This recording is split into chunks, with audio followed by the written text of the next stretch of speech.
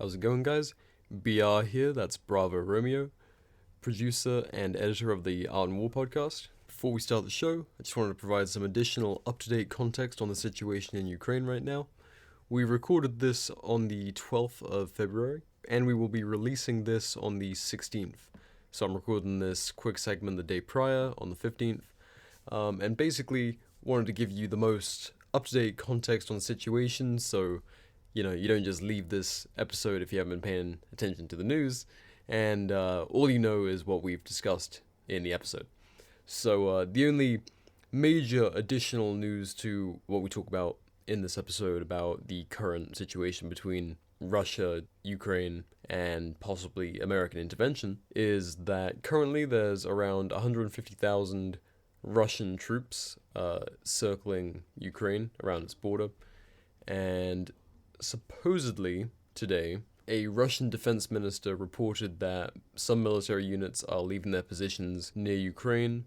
Their explanation is that a training exercise they were a part of has ended and they are now moving on. NATO's response to that is that they haven't confirmed those troops have left. Also, Biden's handlers and his speechwriters issued a statement saying that, quote, "While I will not send American servicemen to fight in Ukraine, we have supplied Ukraine with military equipment to help them defend themselves. We have provided training and advice and intelligence for the same purpose. We're not seeking direct confrontation with Russia, though I've been clear that if Russia targets Americans in Ukraine, we will respond forcefully. If Russia attacks the United States or allies by asymmetric means, like disruptive cyber attacks, we are prepared to respond." So it seems currently they have ruled out, American troops on the ground, so it seems more a advise, equip, and a support kind of role is what the US is looking at right now. So go into this episode with a grain of salt on everything we say, because it's a developing situation, and with this additional context to kind of inform you. Otherwise, I hope you enjoy this bonus episode, kind of giving you guys a quick update and our thoughts on a pretty heavy topic. You're listening to the Art and War podcast with your hosts, Mitch and Nathan. Mitch is a former airborne infantry squad leader who now spends most of his time coaching soccer. Nathan is a professional illustrator and an avid shooter with a couple of years of Canadian military experience. Together, they run the Seaburn art page. Enjoy the show. As we go. Yes. Joining us today, we have Nathan from the Art and War podcast, except he's British now. Nathan, go on. Oh my god, no, don't even start off with that bullshit. People aren't... Hey, you can cut this out if you want to. No, all 8 people that listen to your Uncle Ted episode are going to get that reference. But, anywho, today we're coming to you with a bonus episode of the Art and War podcast, and it's going to be pretty confusing for a lot of you hearing me at the beginning, but I'm joined by the usual co-hosts, Mitch and Nathan. Hello. Shalom. And my name is BR. I'm the editor and producer of the podcast. You'll occasionally hear me during the ads if you don't skip them. And but today we're going to be doing something a little bit different. I don't know if you guys want to introduce the topic. Yeah, so there's so much for all of us to say. Mitch, you go first. I'm going to go on my schizo rants about how we're basically reliving the plot of Modern Warfare 2 soon. Well, when I originally had this idea to do a bonus episode, it stemmed because when the State Department, or was it I don't remember who it was. I think it was the State Department put out that statement yesterday that was like, hey, like Russia attacking Ukraine is kind of imminent, so everybody should leave. Yeah, like... yes, we should probably clarify the date, the 2/12/22. Yeah, 12th of February 2022. Yes, there's a strong chance. Well, not a strong, but a non-zero chance that, people are going to be listening to this off a hard drive that they dug out of the wasteland. So. Fucking hell. I don't know. So we're here to kind of gather our thoughts on this whole Ukraine situation, because things are weird, and, there's a lot going on in the world. I mean, we have tensions in Taiwan with China, and then potentially the US facing off there, and then you also have this thing going on in Ukraine where the US... how many more troops did we just send to Poland? 3,000? I think it's 3,000, yeah. Was that yesterday or the day before? I don't remember if it was yesterday or the day before, but it was 3,000 troops from the 82nd Airborne, I believe, got sent to Poland to plus up the current 1,700 that are there. Fuck me. Jesus. And is there... so what's... I don't know how much you know about all of this stuff, Mitch, but like, is there like a normal quote-unquote peacetime amount of NATO troops that are garrisoned there, or US troops in particular? Like, is this a lot of NATO and US troops? Is what I'm trying to get at. In Poland, yes. Yeah. In the whole Eastern Bloc, I don't think so. The 173rd, their mission was the Baltic nations. I think it still is. I'm not too sure. Their mission was to be on the Baltic nations, and the whole thing that we were always told was, "You're keeping the Russians in Russia." And we would do joint training exercises up and down there, all very public stuff. Yeah. It was more just like I don't want to say a show of force to Russia, but that might very well have been some side intentions, but it was more just cross training with those troops. And we learned from them how they fight Russians, and we tried to teach them how we would fight Russians. See, so, like, what Ukraine has been saying at the minute, so Biden apparently had this call with the Ukrainian president, and it essentially went like, Biden was like, you guys are about to be at war with Russia, right? And Ukraine, allegedly, the phone call, they were like, hey, calm down, it's not as imminent as it seems. But then, I mean, things have just seemed to continue to escalate with troops being moved, but what happens a lot with these kind of basically Cold War kind of, things going on, is every time there's a troop exercise or a troop movement, or any kind of dick measuring between superpowers and stuff, there's always talk of war kicking off. And I think something to try and get at here is, do we think this is a different situation, or do we think this is more of the same? That's really hard to say. Mitch, you go ahead on this one. I'm here in Canada eating popcorn, watching from the sidelines, waiting for the nukes to fall. I think there are good reasons that Russia, to them, good reasons for them as to why they would want to invade Ukraine. And I think there's good reasons for the US to want people to believe that Russia wants to take Ukraine. And both can be true. It's not a one or the other, and it's not one is lying or the other is lying. They both could be very legitimately true. The question that I find myself thinking about, if this is how we feel about Russia staging troops on the border of Ukraine, I imagine Russia probably felt the same way with all of the US troops on all of their borders in not just Ukraine, but Latvia, all of these Eastern Bloc countries, Estonia. It is a very shitty situation for any world leader that is involved with the US or Russia. And I don't see a good outcome. I think a domino effect is going to happen if Russia invades Ukraine. If Russia invades Ukraine, I think China is going to invade Taiwan. And if China invades Taiwan and Russia is invading Ukraine simultaneously, I think that's going to lead to not a world war like we think of back in World War II.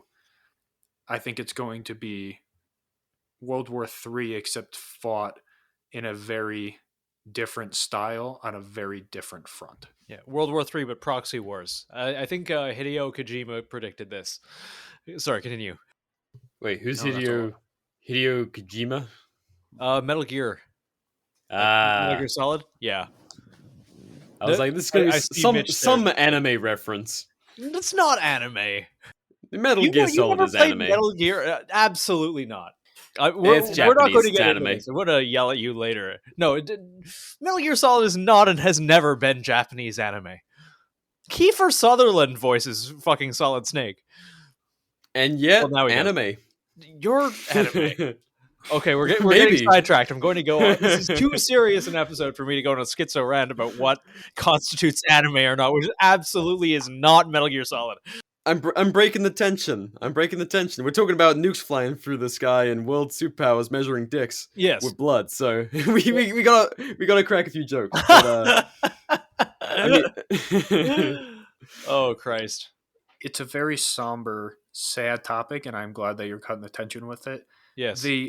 One of the main reasons why I said we should do an emergency episode about this is because when I was on my way home and that announcement was made, I was getting texts from my friends or former soldiers who were like, "You were over in the Baltic states. What advice do you have? Like, what do you think is going to happen?" And sure, I can tell them all about the culture. I think they're great people over there, honestly. Culture's great, but like I didn't know what to say, so I was like, just spend time with your family. Like it sounds really sad, but the reality is if we are staging troops in these countries and not just doing training exercises, if we were just doing training exercises, whatever, we've been doing that forever. We're staging troops. Russia is staging troops. What's separating those troops is Ukraine, a country. So if one goes in one side, who do you think's coming in the other side? Yeah. And it is very sad to think that I'm leaving, I'm getting out of the military. And one of my biggest fears from getting out originally was that somebody is going to be in charge of my former soldiers and they might not be competent and they might fucking die. Or it might be somebody that's competent and they still might fucking die. And it is a very real thing that I think people have become so desensitized to, with war just being the constant thing in the United States. Yeah. That it's more like, oh, another soldier died, but you know, that soldier is like any other person. It's a friend, it's a family member, and it's sad. It is, and something that I don't think that we're not going to get into very much because it's more logistics based, but it kind of ties in. People aren't really used to the idea of modern standing militaries fighting each other because it's going to get fucking messy. It absolutely is. We've spent the last 20 years at war with an enemy that essentially had the technological capabilities of Toyota. And don't get me wrong, tenacious and smart and very, very, very resourceful. But now this is first world nations starting to hurl things at each other. And I don't think anyone's really ready for that.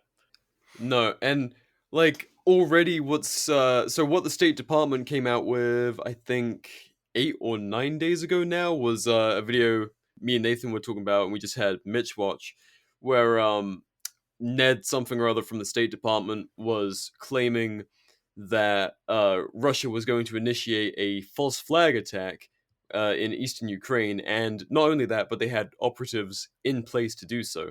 And so what Nathan was saying at the start, where like it's given, making you think of Russia. The Modern Warfare 2, Modern Warfare 2 plotline, is like, that is a hell of a bold fucking claim. That's some, Jack Reacher, CIA novel kind of stuff going on. And not only that, but the journalist, so a lot of you might have seen this video, some of you won't, we'll put a link to it in the description. So the journalist is holding him accountable. So, and he outright says, you guys are claiming, he's asking for the actual evidence, because the guy basically speaks it into existence. He's like, this is the proof that this is going to happen, is me saying it. And the guy's like, okay, but seriously, this is a hell of an accusation. This is, and Alex Jones, crisis actor kind of, stuff that you're saying a foreign power, a superpower is doing, in a different country. And this is something that could kick off a world war. These kind of accusations. And all this guy from the State Department can say, as proof. There's no like video evidence, there's no documents, there's no nothing. He says it's declassified info, and I'm providing that to you right now by saying it. That reminds me a lot of, I don't remember what movie it's from. We have top men on it. Who are they? Top men. Yeah, and you know, the reporter really holds his own in that. I think, you know, I'm going to paraphrase him horribly. He calls the State Department stooge out and says, "I'm old enough to remember the weapons of mass destruction. I was there for that." And the State Department, and Kabul won't fall. yeah. Oh my god. Sorry, go on. No, I do think it is a very real possibility that Russia is actually going to stage a false flag operation. Oh yeah. I do think it is very possible. There is good reason if you're the Russian government to do that. There is also very good reason if you're the US government to make people believe that Russia is going to stage a false flag operation. Now, I am not saying one way or the other. I am saying there is good reason for both countries to claim or act on both. And it is not out of the realm of the possibility for Russia to stage a false flag operation. Yeah, and the what's really fucked up about this whole thing is like, and I talked about this a little bit on my first appearance on this show, was the Gulf of Tonkin thing. And it's like, so it's kind of the pot calling the kettle black when the US is like, this country is planning a false flag to initiate a war. It's like, where have we seen that before? So and like, this is, you know, there's plenty of time and space for tinfoil hat stuff, but historically speaking, there has been conspiracies that have happened, and the Gulf of Tonkin is one such incident where the US lied their way into participating in the Vietnam War by falsifying an attack on their fleet. And so when the US points the finger at Russia and is like, they're going to do this, it's like, oh yeah, well, of course you guys understand and know that tactic because you've used it yourselves. And so Christ, we just ended the last war with a drone attack that killed children and like innocents and stuff, and we're going to start this one with potentially, and you know, it, like you said, there very well could be a false flag attack. That's absolutely in the realm of possibility for Russia to do. But it's like, this, we ended the war on that note, and we're going to potentially start another on this one. Jesus Christ. How do people still have, you know, faith to go into these things? And also, like, when we have so many people, you know, lives at stake, your soldiers and stuff potentially going over there, it's like, these are the grounds that we're being asked to send people, you know, into danger over. Yeah, it's a very real thing, and a lot of people, especially in the military, have been clamoring to deploy and clamoring for war. They want to go. They're like, I'll go fucking kill some fucking Russians. Yeah. And the conversation has always been, Russia has no chance against the US. And, you know, I don't know the facts or the logistics behind that statement. What I do know that even if that is true, Russia is going to kill a lot more people than the Taliban and ISIS-K ever did if we got into a war with them. And I don't think people mentally have grasped that are in the military. They are very, very much like I was, and very much like a lot of soldiers were when they first joined us. I joined to fucking kill people, so let's go fucking kill people. And if I die, Yeah. I fucking die. Until they're there and people are fucking dying, they sing a different tune. Yeah. God, no, I'm thinking about the technological upgrades that we've had. Even, God, how many months ago was it where the first recorded use of loitering drone munitions? Do you mean by a government or by insurgents? Because there's been a lot of like jerry-rigged insurgents doing that kind of thing. I thought it was by an actual government. It wasn't too long ago. It was in Defense Review. And was that the drone that like flies into a room and like explodes? Yes, and then there were autonomous guided drones that were hunting down insurgents, and just, you know, fly into them and detonate. Sorry, go ahead. No, there's all sorts of, like, there's so much nasty shit right around the corner, like, you know, swarming drones and And I mean, Christ, there was that creepy drone dog with a sniper rifle on its back at Oh SHOT yeah, I Show saw that. 2022. It's like we are gonna get into some like weird, inhuman Skynet shit in this next war, and you just know there's a bunch of companies like frothing at the mouth, like, oh yeah, we can push this stuff. Oh yeah, no, the guys in Raytheon are just coming in their pants right now. God, it really, really bothers me because yeah, you've got people who are like, oh yeah, we can kick Russia's ass. Yeah, I signed up to kill. Yeah, and you know, three months into this, you're picking up pieces of him. You know, after he's been blown apart by a loitered munition left there like 4 weeks earlier. It's not going to be a pretty war. I mean, no war is, but It is the whole reason kind of why I wanted to talk about obviously the nuances behind it as well. But for me, when I started getting those messages, and even on the page, people were messaging us and they're like, hey, so I guess I might be going to Ukraine. I don't know Fuck. yet. And it is just, I don't know what advice to give people other than remember what you signed up for and really, really think about how you might want to spend your next couple days or weeks before you potentially end up going over there. And maybe this episode comes out right and nothing fucking happens. And Ideally. yeah, yeah, definitely I really ideally. hope No, so. I don't think anybody here wants war. No, you know me, very pro war.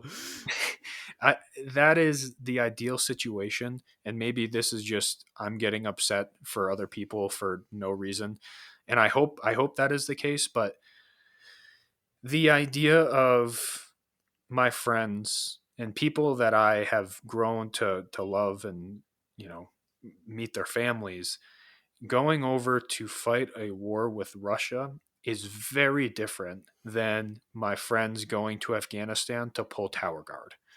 Yeah.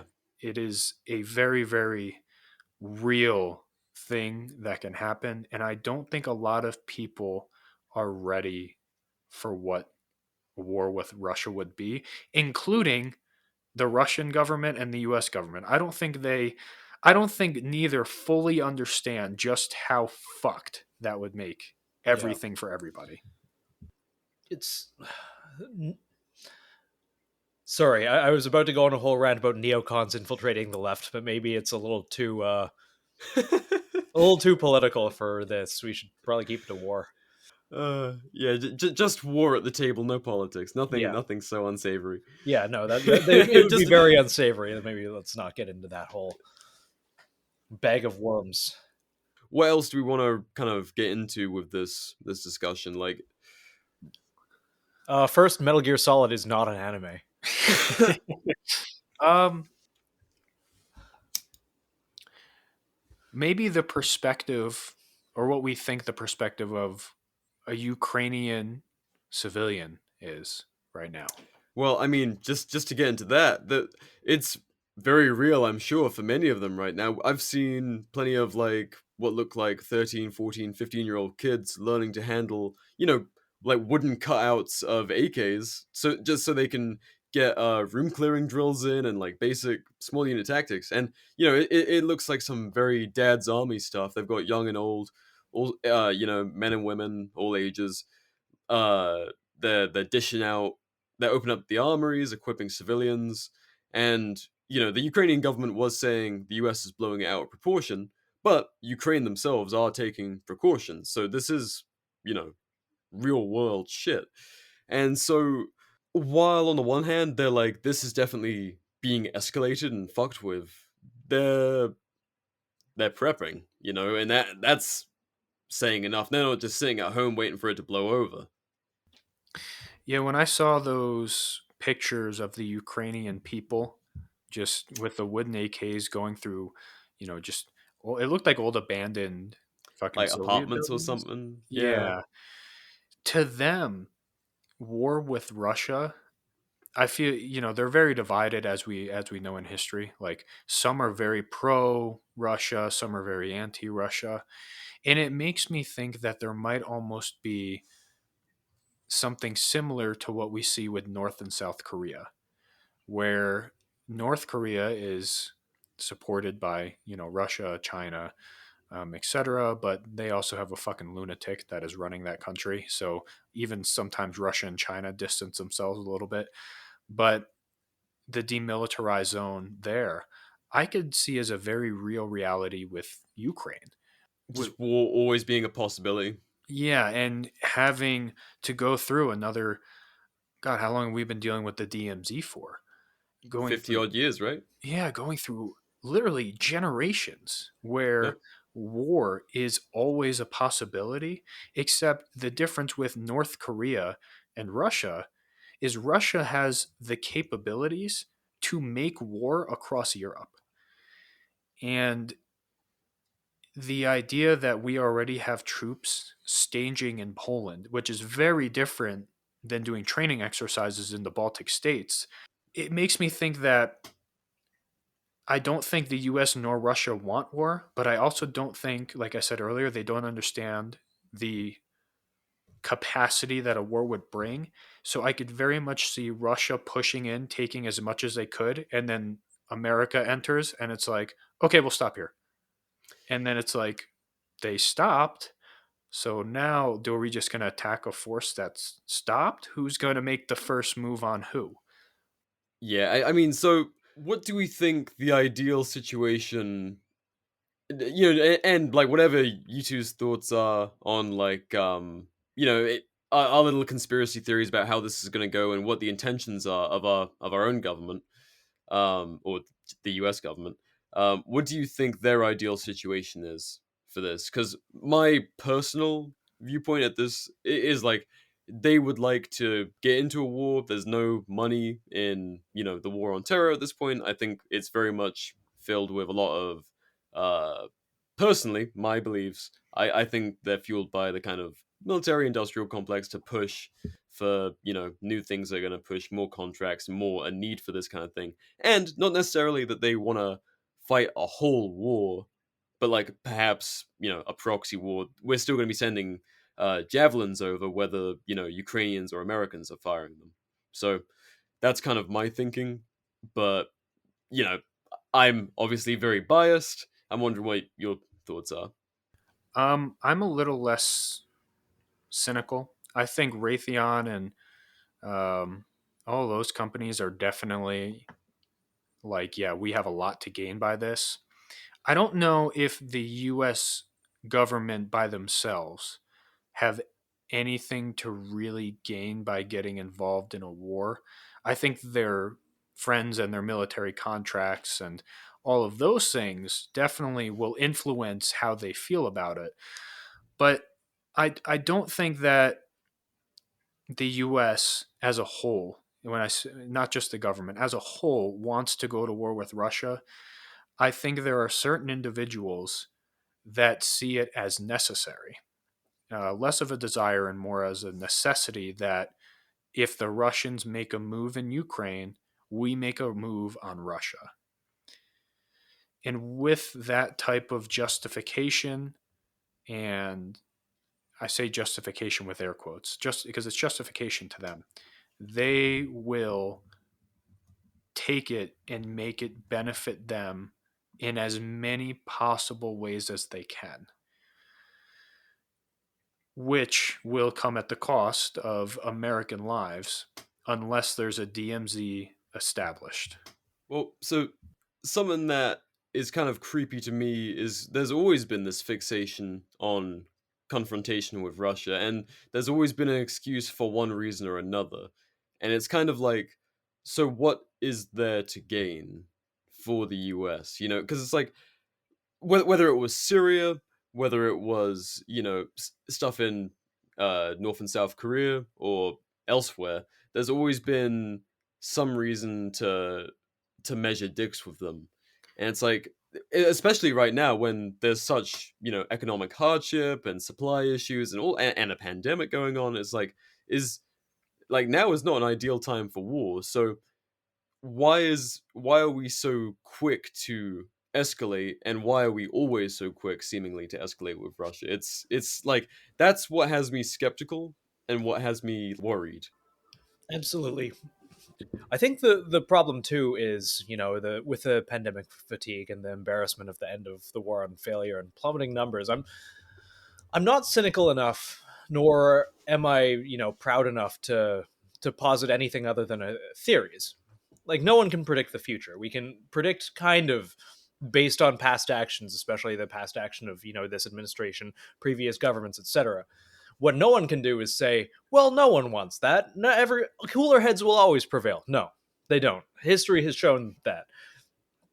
But everyone right now, and this is Putin, this is Xi Jinping, this is Biden, this is kind of everyone, wants a convenient distraction.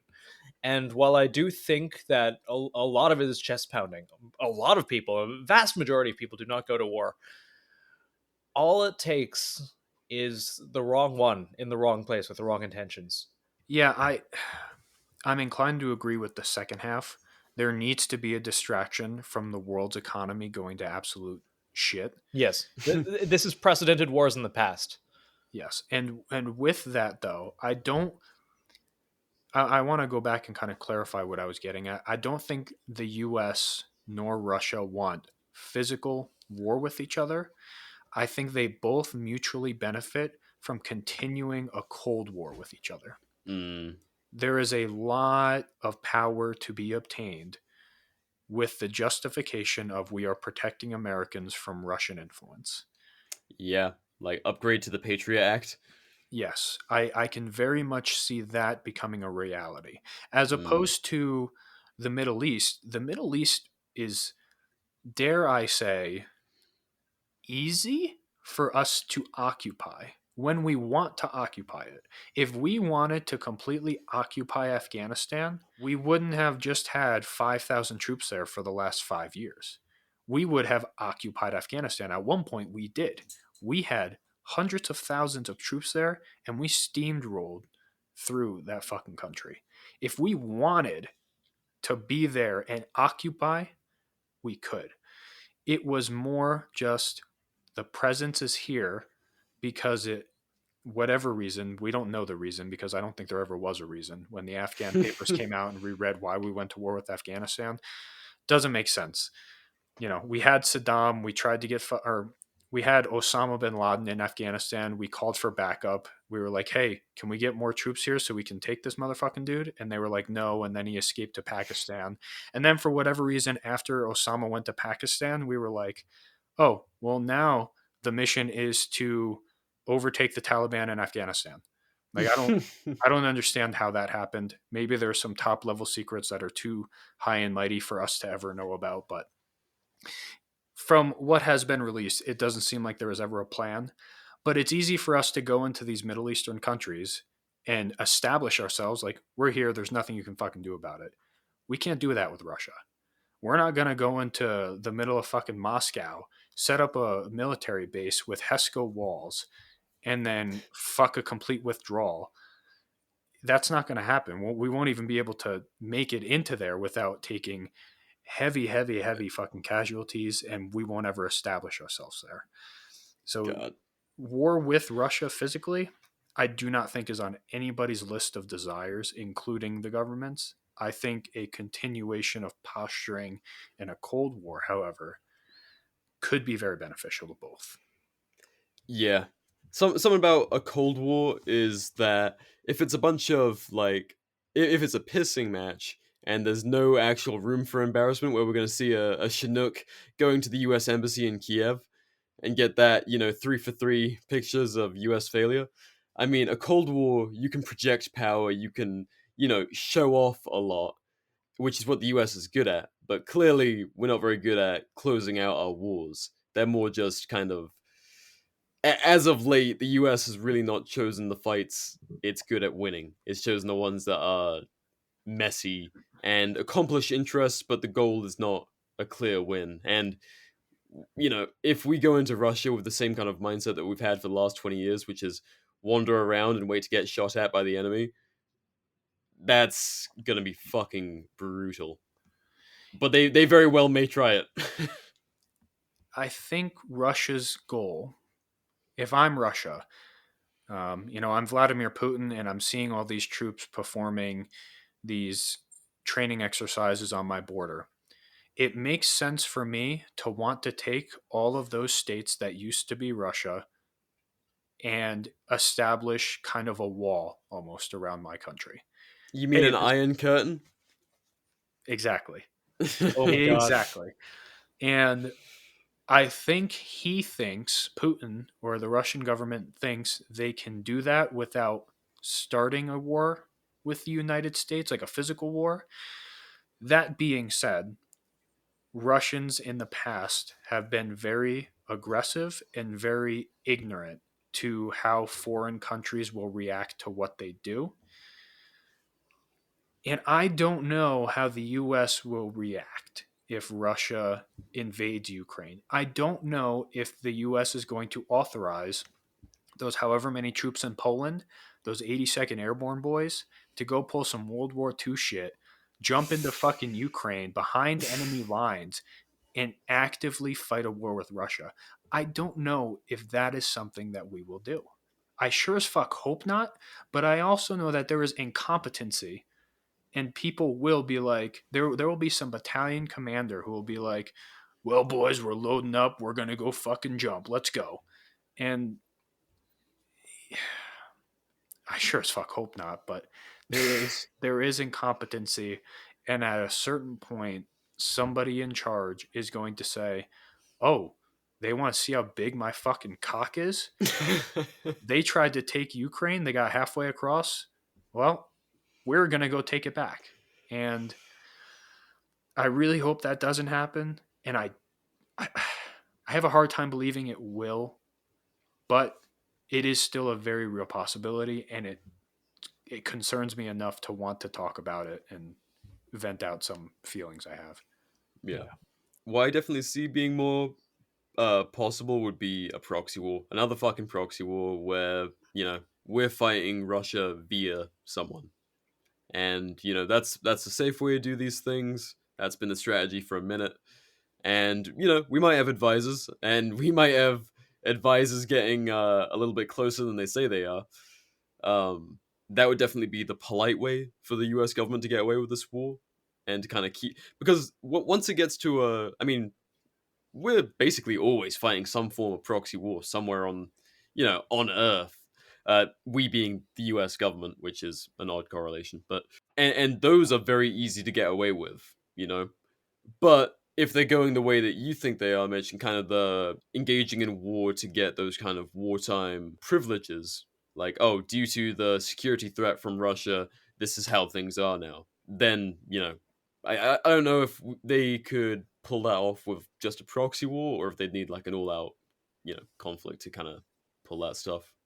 In order to have that conflict, I do not see the United States of America making the first move directly against the Russians. I can see the Russians making the first move against Ukraine, and I can see the Russians taking as much as they can without firing a shot at Americans. They'll kill Ukraine. They don't give a fuck about Ukrainians. Athena adding into the show. Thank you, Athena. I don't think they give a fuck about the Ukrainians, and I hate to say it, the Ukrainians don't stand a fucking chance if the No. Russian armor decides to roll across the border after being bombed. Like the US government put out that statement, and it was, I don't think this is disingenuous. I think this is exactly how Russia would do it. A very large aerial campaign strictly with Ukrainian targets in mind, and the US has the brains enough to not be there when it happens. And then even if there were Americans still there and Russia did those aerial campaigns, they'd be like, well, I mean, you guys knew this was going to happen and you chose to stay there. That's not an act of aggression on us. And it creates this very awkward tension between the US and government, between the US and Russia, to where it's like, who is going to attack who first, and who is going to historically be known as the person who actively started the next major superpower war. And I don't think either country wants to do that. And I think it'll be a lot of how much can I take and provoke you until you do something type deal. That way I can say you're the bad guy. Yeah. I could definitely see Russia sweeping in, just trying to redraw their border, like, real quick, and just take a little slither of Ukraine, act like they're going for the whole thing, and then just take a little bit, and be like, nah, that's it. Yep. So there is apparently a source from the Pentagon who has, and again, take it with like 3 spoonfuls of salt.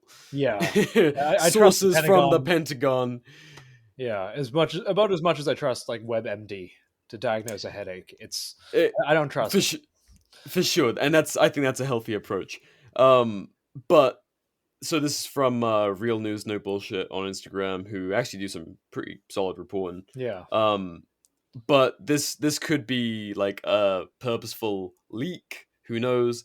But supposedly there's U.S. officials expect the invasion of Ukraine to begin the following way. So in 2 phases. Phase 1, intense aerial campaign, 2 to 3 days of bombardment, constant artillery barrages, and then long-term electronic warfare attacks, and then followed by phase 2, the full-scale ground invasion. So, yeah. It's going to be messy. And that is a very real strategy that, like I said, I think that is exactly how they would do it. It makes sense, like logistically and military strategy wise. That is the textbook way to go about taking Ukraine.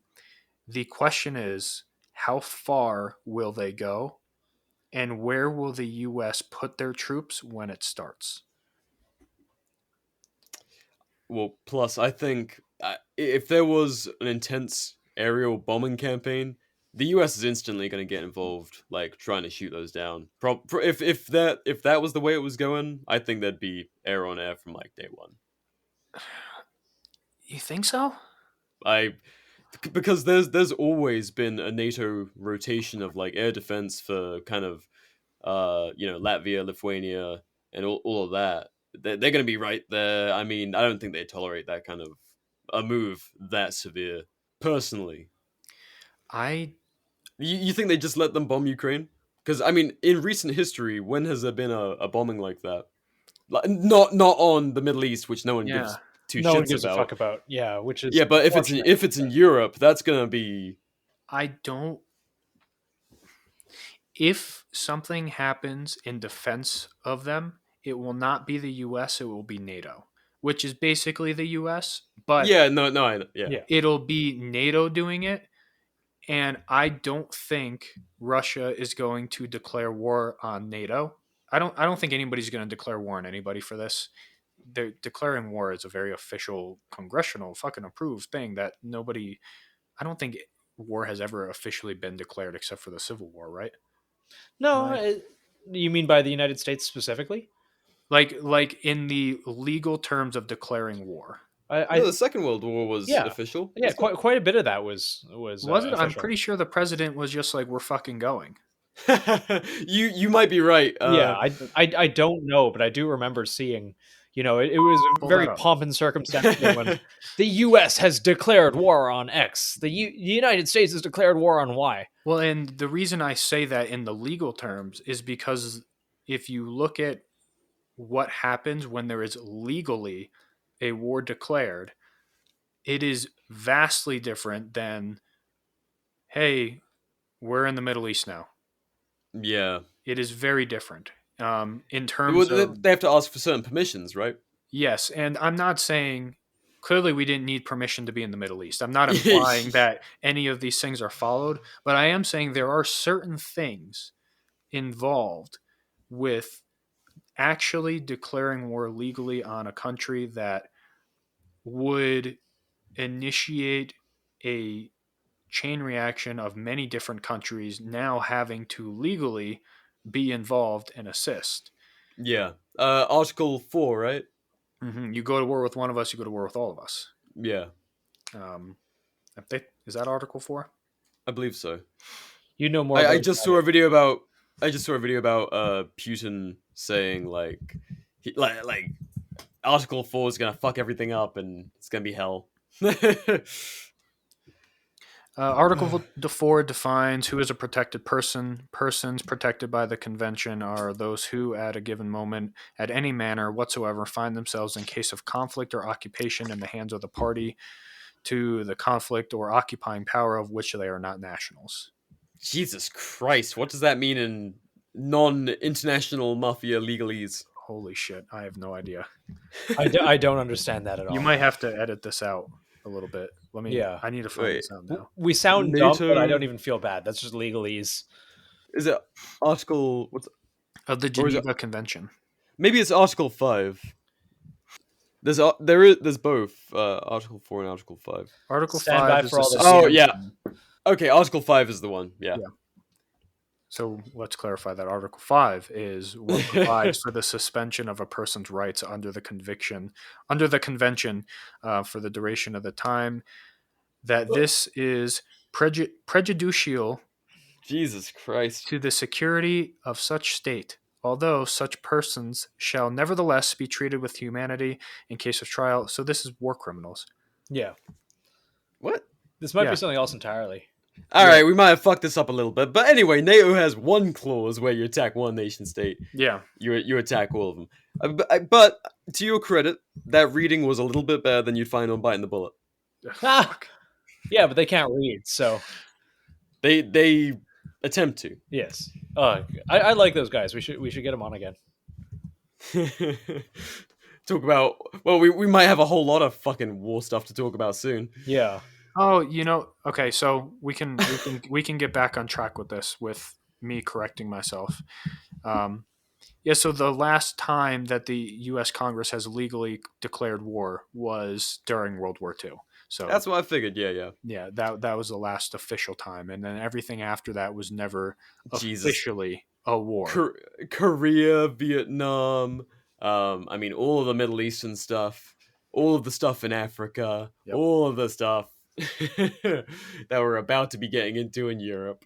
So it makes me think that I think the most likely outcome, if Russia enters Ukraine, Russia is going to enter all of those other countries on that block and reestablish their border up until U.S. troops physically get close enough to them, and then they'll be like, okay, we're done. This is it. That's what I think is the likely cause, and then we have another demilitarized zone going all the way across fucking Europe. So you think it's going to be like an armed land grab, but not an armed conflict? It'll be an armed conflict between the Ukrainians and the Russians. Okay. Ukraine isn't a Well- part of NATO. Remember that. Yeah. But didn't Biden recently outright say we're not going to be making them NATO? He Which did. kind of gives, from my understanding and the way the press was all framing it, it's kind of giving Putin permission. And not only that, Biden has also come out and said that there will be heavy sanctions and something about a pipeline that is going to be cut off. Oh, he's If good at that. If they enter Ukraine, then that is essentially gone.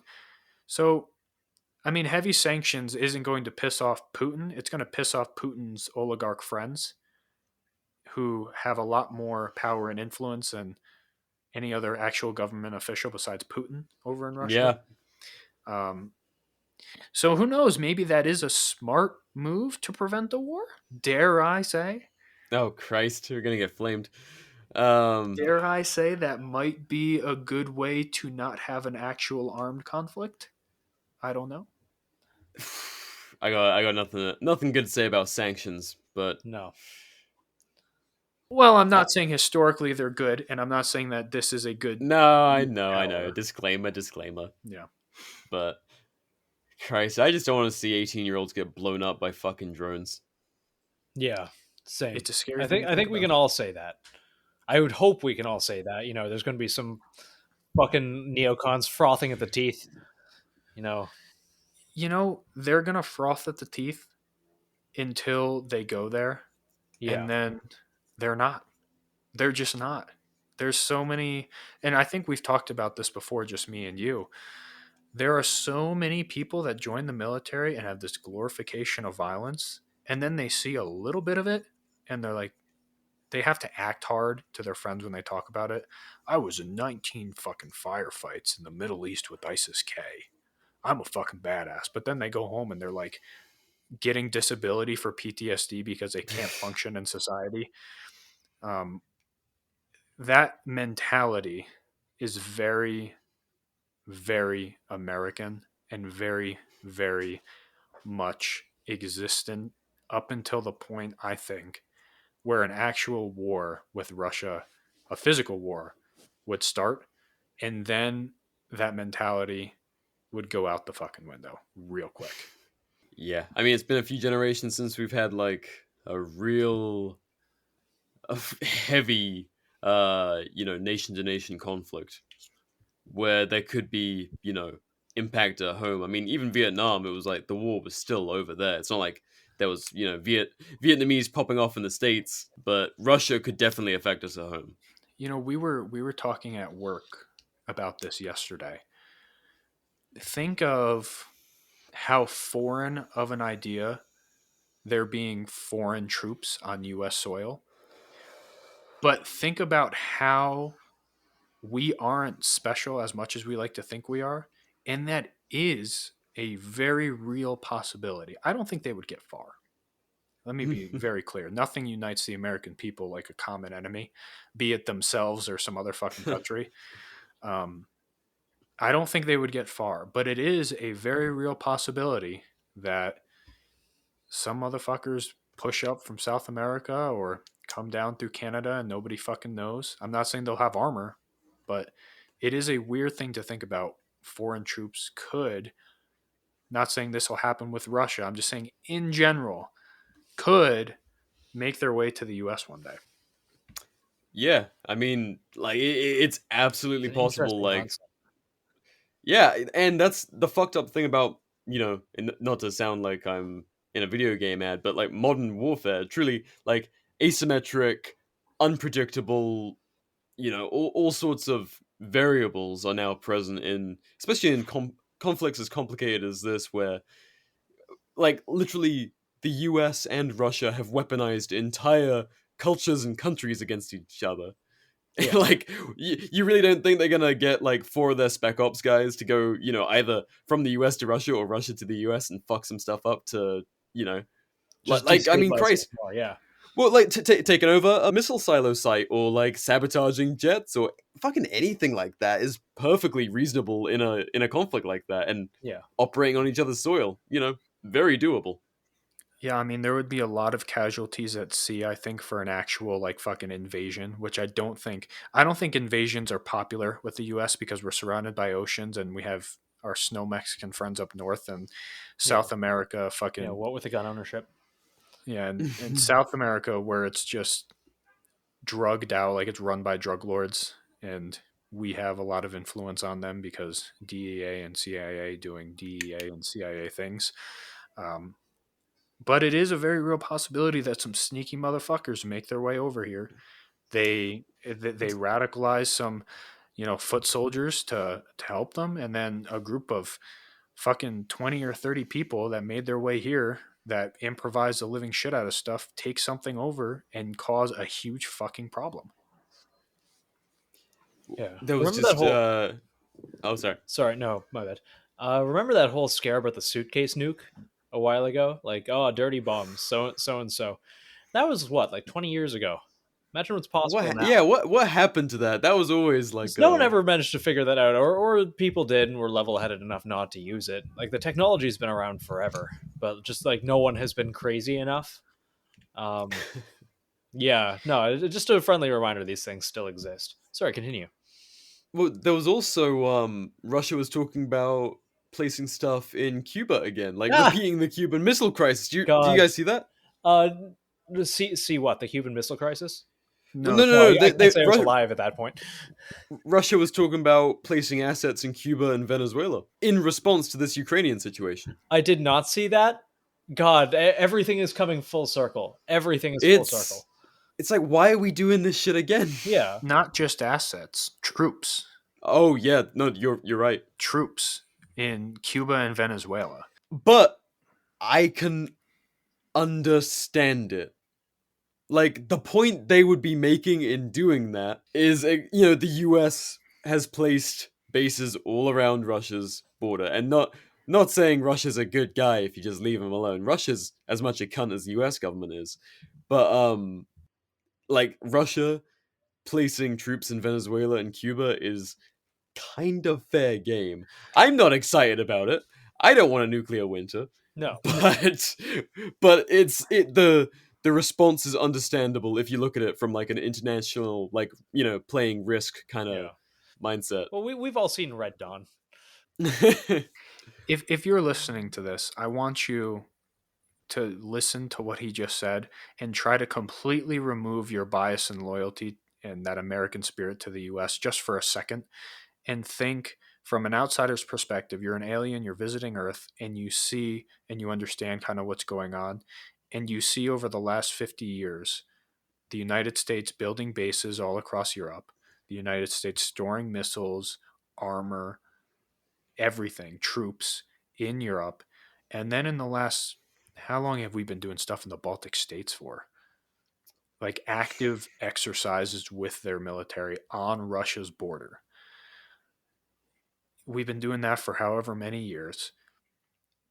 If you look at that happening and then see Russia put some troops in Cuba and Venezuela, you're like, yeah, I mean, fair play to them, And I'm not saying they're right in doing it. That is not, I don't think that's what you're saying either. In terms of morality, what you hope happens, you're not a Russian sympathizer. You're saying strictly from a strategic point of view. Yeah. If you look at what the United States has been doing on Russia's border for however many years now, it kind of makes sense if you're Russia to do, and that's not even our border. Yeah. To put troops as close as you can to the United States. Now, I don't think it's right. I'm not condoning it. I'm just saying from a strategic standpoint. Yeah. Yeah, no, and, quick point, morally, I mean, from their perspective, they've every right to do what the Western world is doing. It's not really very different. I'm just hearing like communist marching anthem in the background now. Oh. No, I don't. No. I'm fucking around. Obviously, none of us. Did you ever play Red Alert, like back in the day? I know I'm just coming in with all the pop culture references, but I didn't. Oh yeah, no. Just waking up to see all the Soviet tanks driving down the street. It was a good game. It was a good series of games. It kind of dates me a little. They're very old. Continue. I kind of disagree with you saying that, like, morally for them it's right to do that, because I don't think it's right for either of them to do what they're doing. I agree. I mean, morally to them. Oh, okay. To them. I disagree with it. In principle, it's justifiable from their position. Yes. I just want to clarify. To clarify. Give you that chance. I don't think anyone should be. Like, Russia is moral in what they're doing, because they're absolutely fucking not with wanting to go bomb the living shit out of Ukraine and say this is ours now. That's not okay. Absolutely not. I'm just saying, comparatively to the U.S., they are on a similar moral standing when it comes, but both are bad. Both are very bad. Both are bad. Yeah. Fuck. BR, go on. You guys are just outing me today. I'm gonna have to edit so fucking much. But no, like, I think overall, as much as we have a foot in this world and we can understand kind of how militaries function, how these things kind of go down, ultimately none of us have a preference for fucking conflict, and we're all very much anti-conflict. The whole peaceful, not harmless, be very capable of defending yourself, but avoid conflict every time you can. And so when we talk about this stuff and we're saying, like, the Tower of Pooh, what a book. Mitch just held it up for the camera. But no, seriously, the reason we put together, or the reason we want to talk about this is because, I mean, there's not too many voices out there in our kinds of communities who are going to be, or there's an increasing amount, but there's not as many as I'd like there to be, speaking out against this kind of, reckless militarism and shit, and kind of crazy escalation. I don't want to like speak for you two, but You're fine. No, I agree, and I don't think us speaking about it is actually going to determine or change any path that Russia and the U.S. decide to go about. oh fuck no. The point that Not that narcissistic. no, the I don't think anybody, I don't think Joe Rogan with his 12 million annual fucking listeners to his podcast could put anything out that's going to change how Russia and the United States handle what the Russian Yeah. and the United States are going about. The point that I think is important for me, speaking just for me, is I speak to the military community that I grew up in since I was 17 years old. And I think of all the people that I've known, I think of when I was in Ukraine, and I think of the people there that I met, and they're very kind, welcoming people. And it makes me sad, very incredibly sad, to even have the idea that there could be a physical conflict where people will die because Russia wants to take some land and the US thinks it's their place to be like no. And I don't know if it is the US places or I'm not trying to make that argument if it is or not. You're going to have your own opinions, but it is sad to think that in 2022 there are still active wars being fought between governments, be it cold or physical conflicts where people are dying. And I think a lot of individuals all over the world are becoming desensitized to war and violence because it's kind of normal now that the US drone striked a family and thought they were ISIS. It's Yeah. kind of normal that Russia wants to go kill Ukrainians to say that this is their country now. And it's kind of normal that Kim Jong Un in North Korea is like, these are my people. I'll starve them if I want. And I don't know how we fix these things. I don't know. I don't. Well, I don't think it's by chucking bombs at it. Well, that is.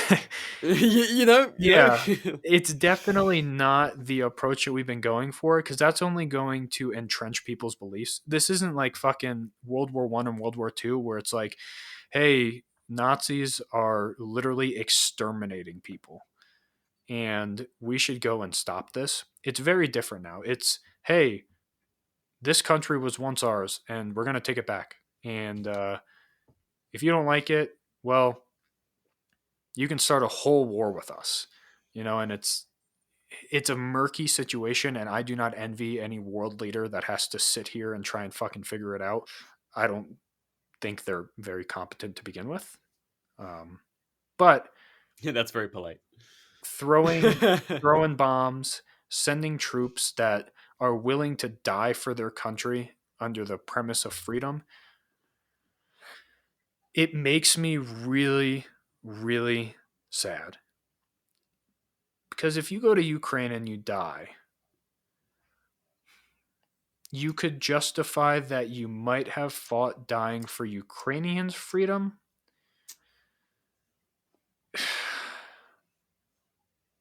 Yeah, it makes me sad.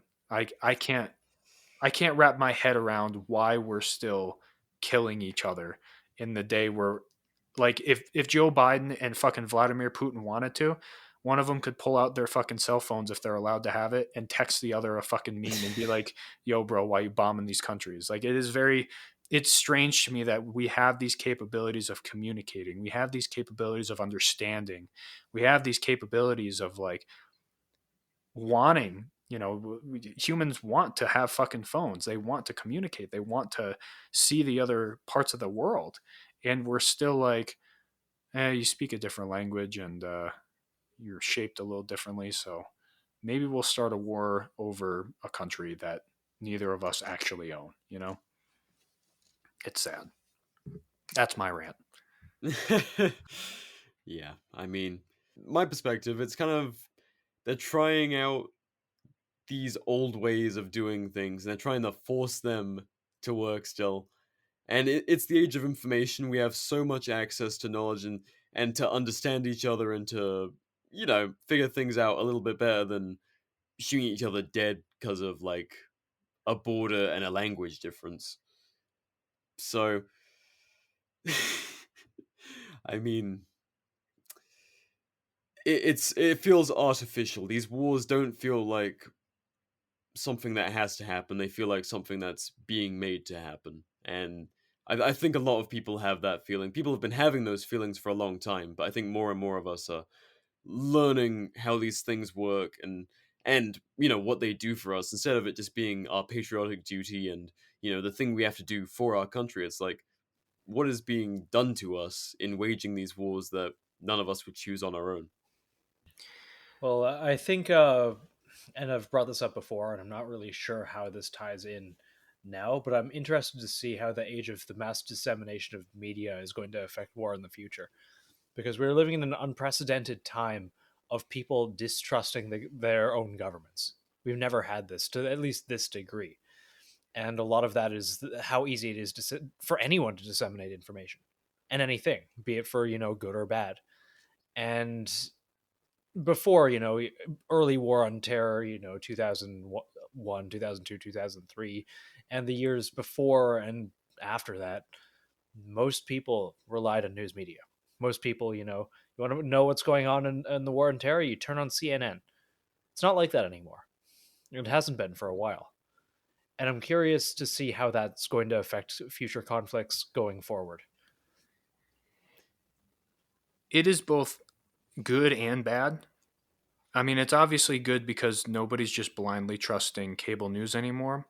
But it's also bad because as much as the media is, the cable news networks are, clamoring that everything is, misinformation except for them, what is often ignored is that there is a lot of misinformation besides them, not just them. There is a lot of information in general. And because of that, it makes it very difficult to believe anything, like anything. Yeah. Like, what was it? A short while ago, we had that video. I forget which network it was, but it was like this Kentucky machine gun shoot, and they said it was the Kurds being like blown to shit because we abandoned them. And it's like, Jesus Christ, that's a really fucking big thing to get wrong. And so, like, I want to know what's going on in the world, but if CNN flashes a report, just as they did 20 years ago and said there's WMDs in Iraq, we have to go out there. They might say there's been a Russian false flag in Ukraine and they're trying to like kick off the war. I have no idea if I should believe them or not. If the government says it, I don't know if I should believe them. And we might be, sending our friends and loved ones and stuff to go and die over another thing that we have no idea if it's true or not. It is a very concerning thing when you're happy, like, oh, there's like a whole fucking world now where people can be that. What are those different sources called? There's like a first person source, like a second. What do you know what I'm talking about? No, yeah. I think it's first person source or something like that. When it's direct or when it's an account of someone saying something, yeah, things like that. And we have that access all over the world. In some countries, obviously, they're a little less developed. Not everybody has a phone, but for a large majority, like people have the source in their pocket. The problem becomes everybody not only has a source, everybody has an opinion. And then those opinions tend to cloud that primary source, and it makes things very murky. And just because there are so many opinions and so many sources and so many contradictions all over the place, it sows the seeds of distrust on every single level, not just government level, not just cable news network level, but individuals just communicating with each other's level. Oh Because, yeah, that's false information. Was that fact checked? It's like I don't even know if my neighbor's telling me what the fuck's up. exactly. And it turns into, well, where are your sources? Well, if I don't like your sources, then you're, fake news. Or if I do like your sources, then you're absolutely correct and everybody else is wrong.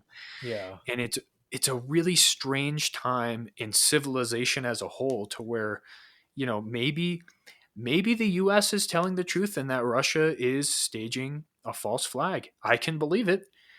The problem becomes, what happens when there is a contradicting piece of evidence from somebody on the ground that's like, yeah, honestly, there's nothing going on around here. We're all here, you know.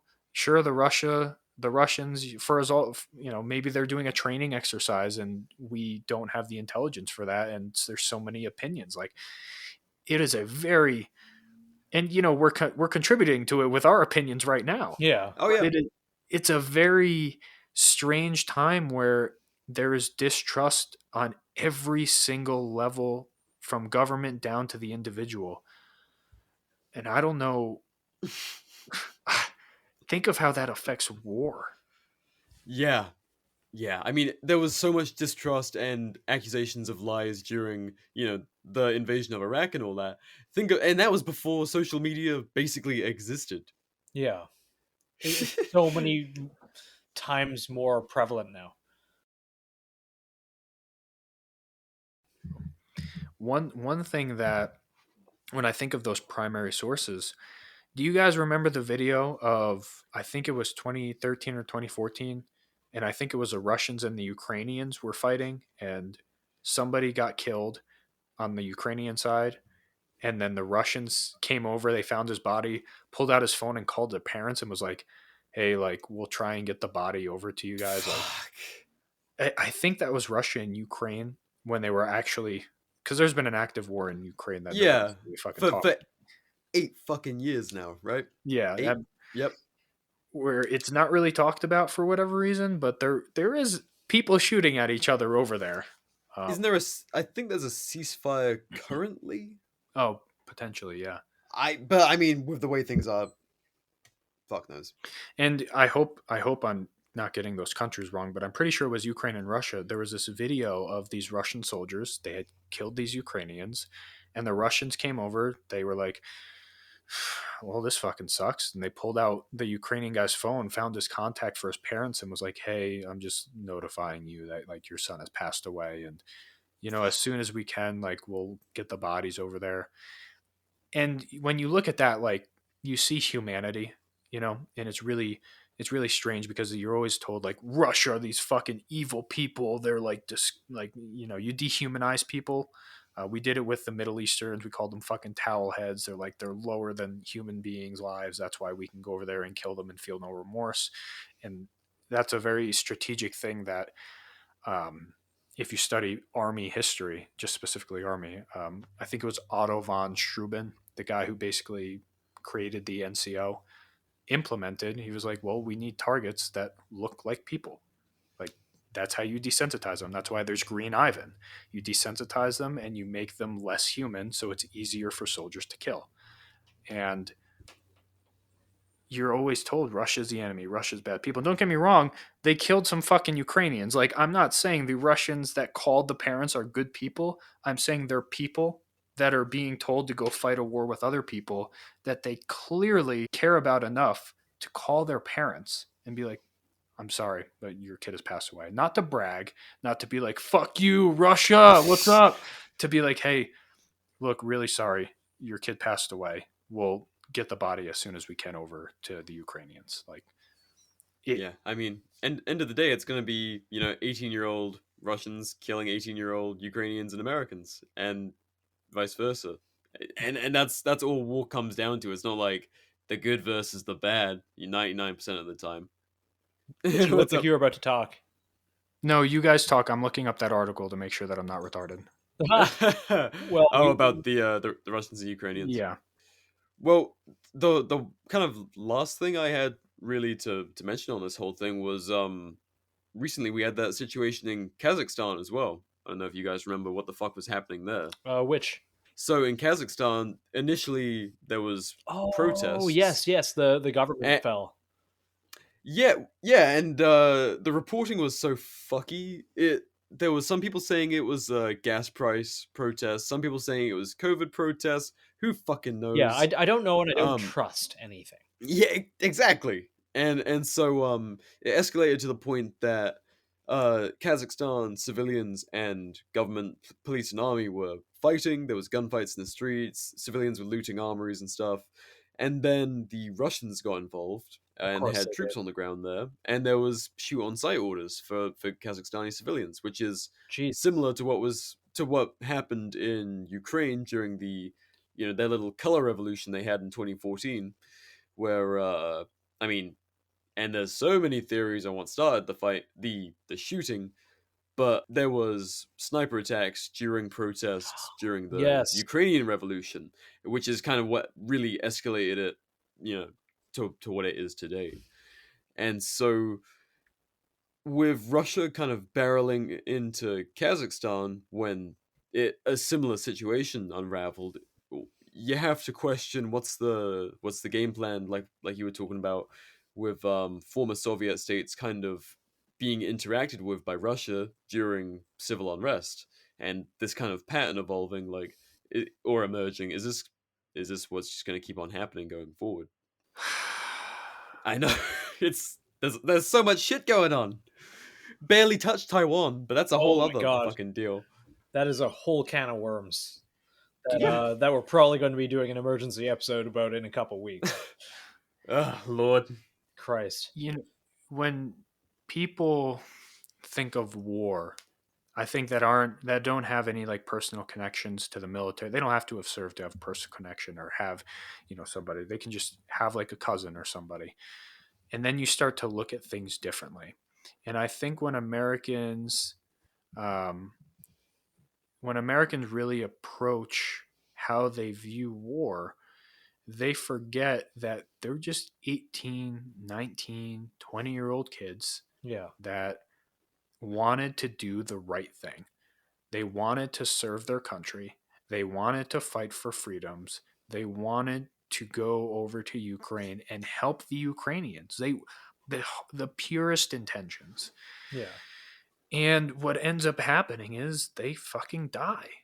And some might die and they think while they're dying, like, this is what I signed up for, and I'm happy to lay down my life for this. The unsexy part that I don't think people want to talk about is that they're probably really fucking scared Yeah. when they're dying in a foreign country. They are not thinking about their freedoms, or not thinking about why they joined. They're thinking about their family. They're thinking how they're dying in a foreign country, and it's not something that is shown in media, or I think even talked about really, because it is just so unsexy. Yeah. Nobody wants to fucking everybody when a soldier dies, what are they talking about when a soldier dies? That soldier died for his country. That soldier knew he signed up for it. He was happy to lay down his life in a foreign country for his government and for his country and for his family and for his freedom and for this other country's freedom. And while, like I said, there might be some people that very much, I've never died, but there might be some soldiers I would hope so. that die like that, where they're dying, they're laying there bleeding out in a foreign country, and they're like, you know what? I'm okay with this. Yeah. The unsexy part, like we talked about, is that a lot of these 18, 19, 20-year-old kids are fucking scared.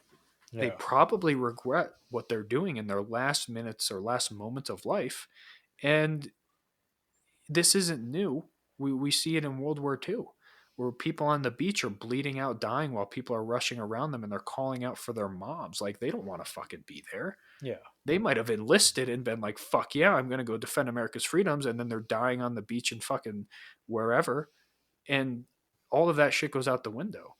And I think people and young soldiers and people that are prospective about joining the military only hear the good narrative about going to war and only hear about the glory of dying a warrior's fucking death for another country. And then they get there and then they're dying in fucking Ukraine. And it's not worth it to them. And like I said, that might just be my bias. I want to disclaim that I have a bias against war in general at this point. But I don't believe in my heart of hearts that every time an American soldier dies in a foreign country like Afghanistan, that if they have a couple moments to kind of reflect on shit, like they're bleeding out, it's not like they got vaporized and they're dead instantly. Like if they have moments to think and process what is happening to them, I don't think a lot of them are like, fuck yeah, I'm doing this for my country. I think a lot of them are like, I wish I was home with my parents. And that's a perspective I hope nobody ever has to experience again, that I know I'm just going to be disappointed with. Yeah, I mean, all we can hope is people, at least approach this very fucking heavy topic with an open mind and don't just, turn on the TV and go, yep, that's what's happening.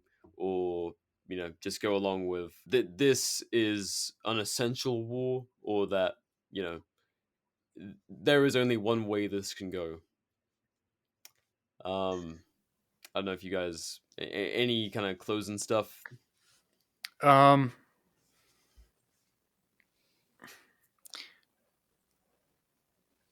matter what happens at the time this episode is posted, I hope that everyone is safe and okay.